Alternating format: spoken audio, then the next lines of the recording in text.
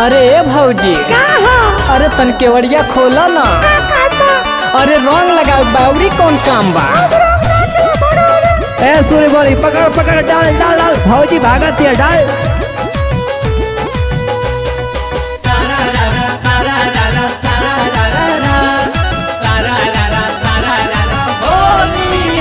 आइल फगुआ लागेला अब शरम सखिया। अरे सखी बड़ा लाज लगता और सुनो। आइल फगुआ लागेला अब शरम सखिया। धई देवरे तो रंगल जो बन सखिया। धई देवरे तो रंगल जो बन सखिया। गिला कहिले बापूरा लंग सखिया। गिला कहिले बापूरा लंग सखिया। धई देवरे तो रंगल जो बन सखिया। धई देवरे तो रंगल जो बन सखिया।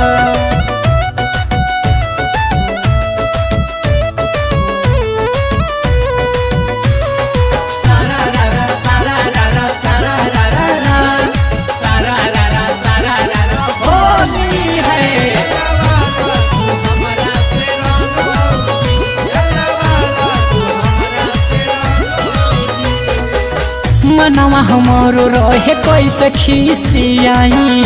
भैया कबार दिहल रंगवा लगाए। ए सखी तनी सुन न है देख। मनवा हमारो रहे कैसे खिसियाई। भैया कबार दिहल रंगवा लगाए। एकर बिगड़ल बा होली में रहन सखिया। एकर बिगड़ल बा होली में रहन सखिया। धई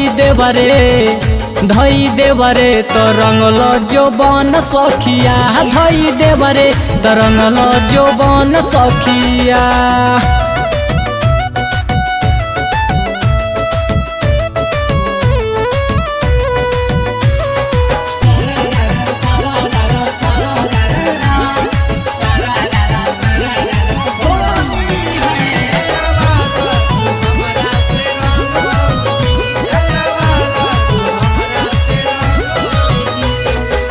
सूर्य बलि देवरा करेला मन मानी।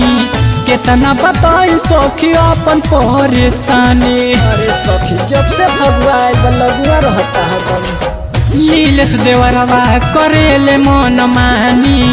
केतना बताई सखी अपन परेशानी। बिगड़ल बाटे आकाश के रहन सखिया। बिगड़ल बाटे कन्हैया के रहन सखिया। धई देवर तो रंगल जो बन सखिया। धई देवर तो रंगल जो बन सखिया। आइल फगुआ लागेला अब शरम सखिया। धई देवरे तो रंगल जो बन सखिया। धई देवरे तो रंगल जो बन सखिया। गिला कहिले बापूरा लंग सखिया। गिला कहिले बापूरा लंग सखिया। धई देवरे तो रंगल जो बन सखिया। धई देवरे तो रंगल जो बन सखिया।